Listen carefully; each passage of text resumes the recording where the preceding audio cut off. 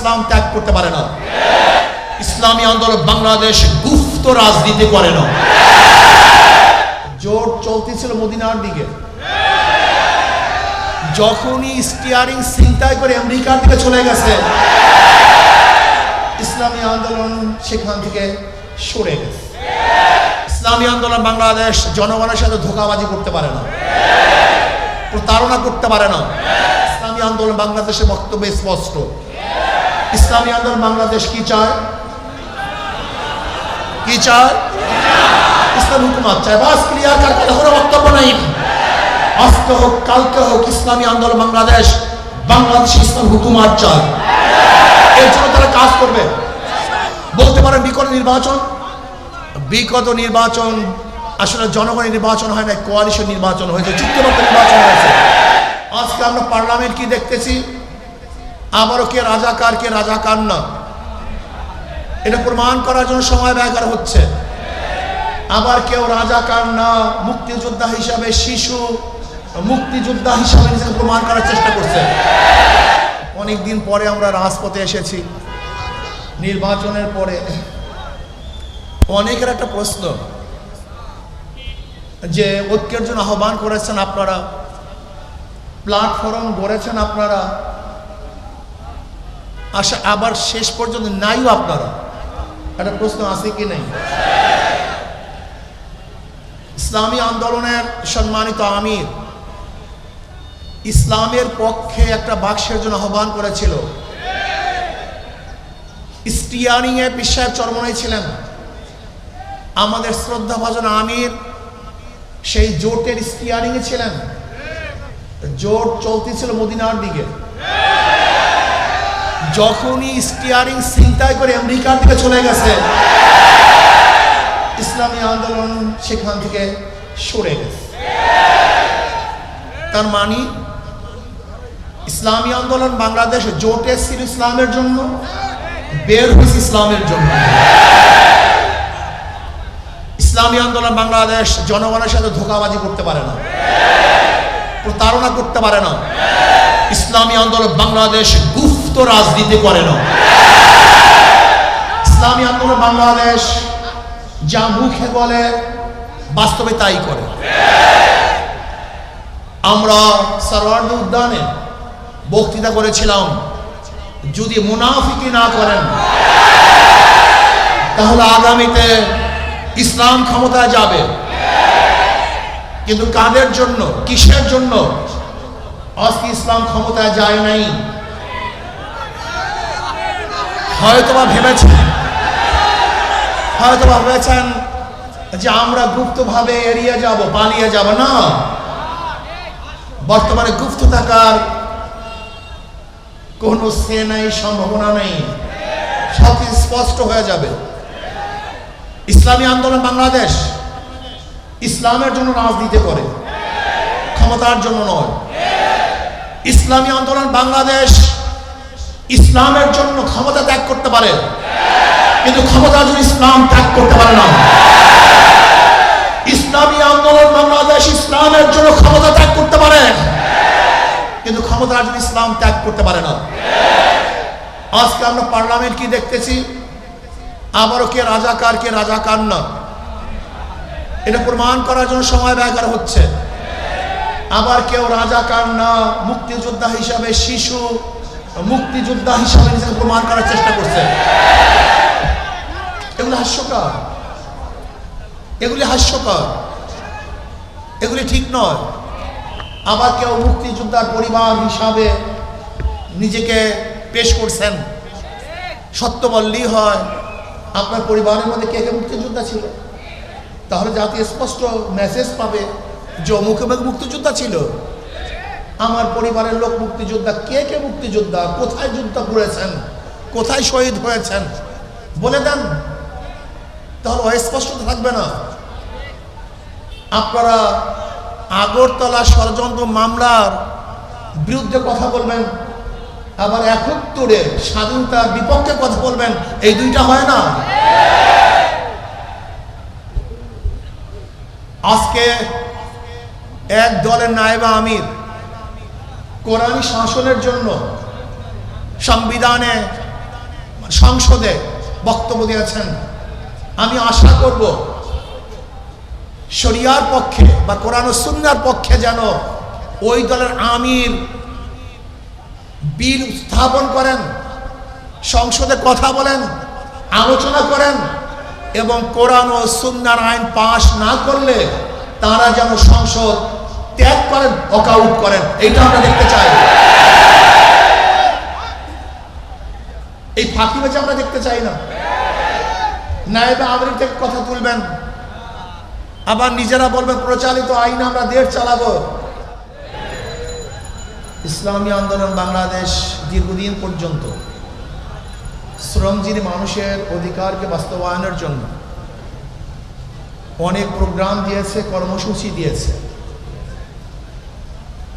ইসলামী শ্রমিক আন্দোলন শ্রমিকদের পাশে আগেও ছিল, বর্তমানেও আছে, ভবিষ্যতেও তারা শ্রমিকদের কল্যাণে কাজ করবে ইনশাআল্লাহ। আমাদের বর্তমান সরকারকে বলবো এবং বিরোধী দলকে বলবো, শ্রমিকদের অধিকারকে অবশ্যই বাস্তবায়ন করতে হবে। সবার জন্য কার্ড দেন, শ্রমিকদের জন্য কার্ডের ব্যবস্থা করেন। ইসলামী আন্দোলন বাংলাদেশ কি চায়? শ্রমিক এবং মালিকের মধ্যে সমন্বয়ে সুন্দর পরিবেশ সৃষ্টি করতে চায়। আমরা চাই শ্রমিকরা মালিকদেরকে শ্রম দিবে, আর মালিকরা শ্রমিকদের শ্রমের ন্যায্য অধিকার প্রদান করবে। কিন্তু আমরা কি দেখেছি? শ্রমিকদের রক্ত এবং ঘামের উপরে দাঁড়িয়ে অনেকে ইমারত করেছেন, আর শ্রমিকরা নিঃশ্বাস নিষ্পেষিত হয়েছে। এইটা আমরা চাই না। আমি চাই সরকার যেন শ্রমিকদের পূর্ণ অধিকার বাস্তবায়ন করেন। আমরা দেখেছি বর্তমান সরকারি দলের কোনো এক মন্ত্রী তিনি বক্তব্য দিয়েছেন, আপনি স্পষ্ট করেন যে প্রচলিত সংবিধানে দেশ চালাবেন, প্রচলিত সংবিধান চান না শরিয়া আইন চান, আপনি স্পষ্ট করুন। আমরা আজকে জনসভার থেকে বিরোধী দলকে স্পষ্ট বক্তব্য দেওয়ার জন্য অনুরোধ করছি, আপনারা কি চান?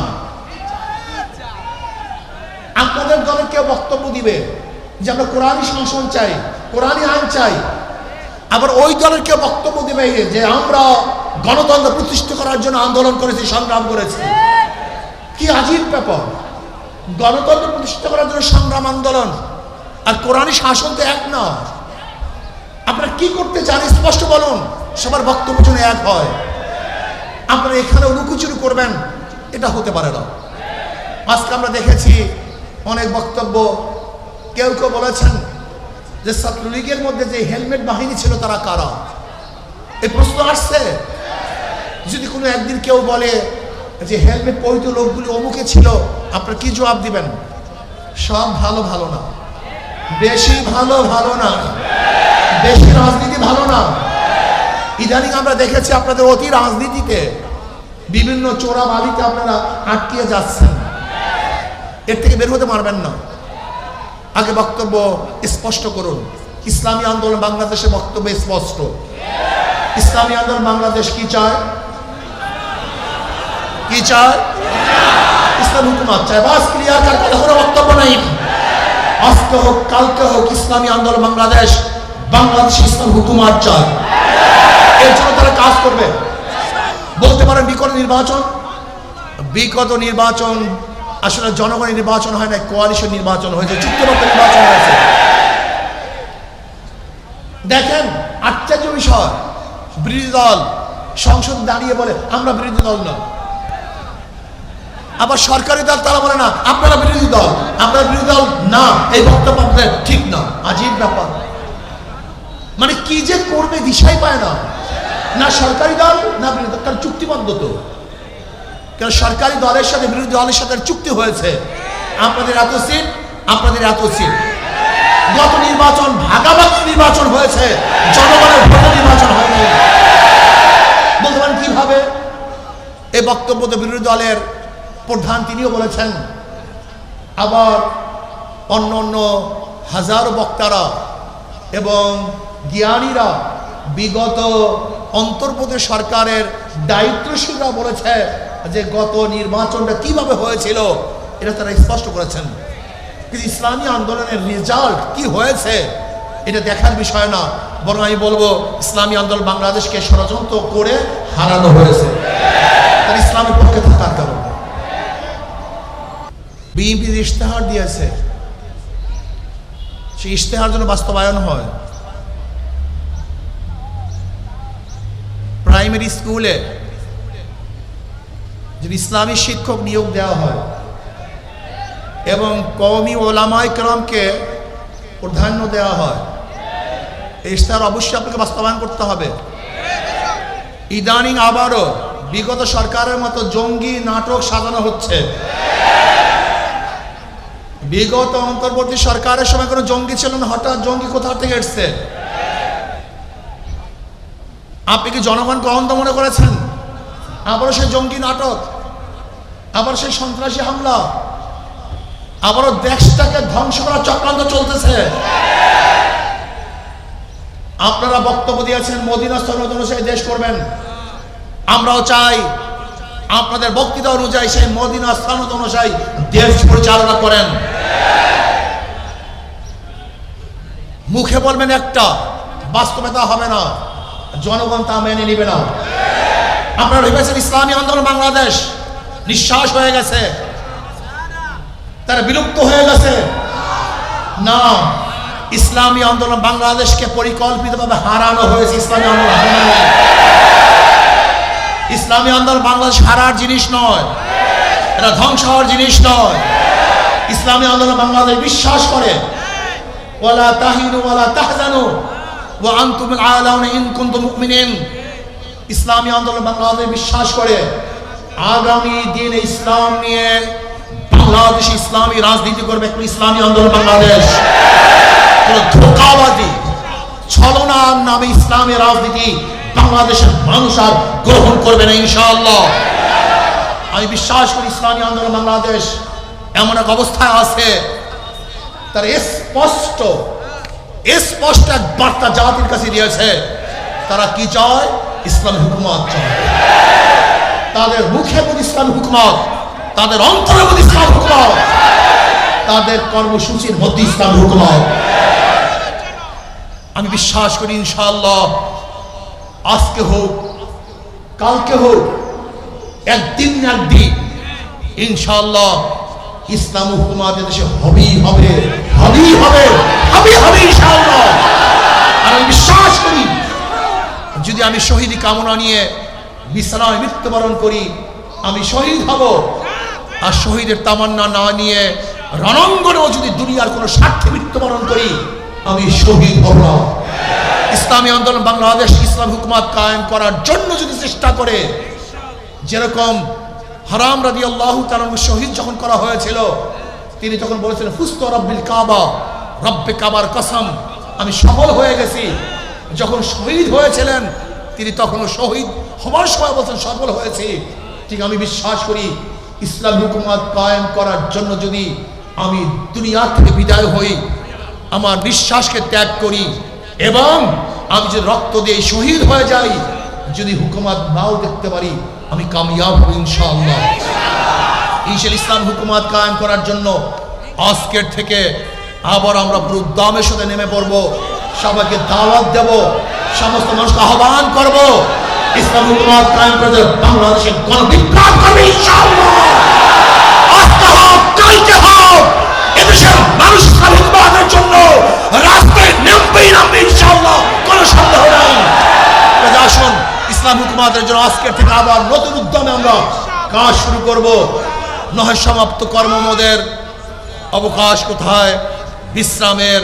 আমরা হেরে যাব না, থেমে যাব না, থমকে যাব না, রাজপথে লড়াই করবে ইনশাআল্লাহ। আল্লাহ আমাকে এবং আমাদের সবাইকে রাজপথে ইসলামের জন্য ইসলাম হুকুমতের জন্য লড়াই করার তৌফিক দান করেন। আল্লাহুম্মা আমিন। রব্বানা যালামনা আনফুসানা ওয়া ইল্লাম তাগফির লানা ওয়া তারহামনা লানাকুনান্না মিনাল খাসিরিন। আল্লাহ ইসলাম হুকুমতের জন্য সাহাবায়ে কেরামদের নমুনায় সহিভাবে জাদ্দোজাহাদ করার তৌফিক দান করেন। রব্বিরহামহুমা কামা রব্বায়ানি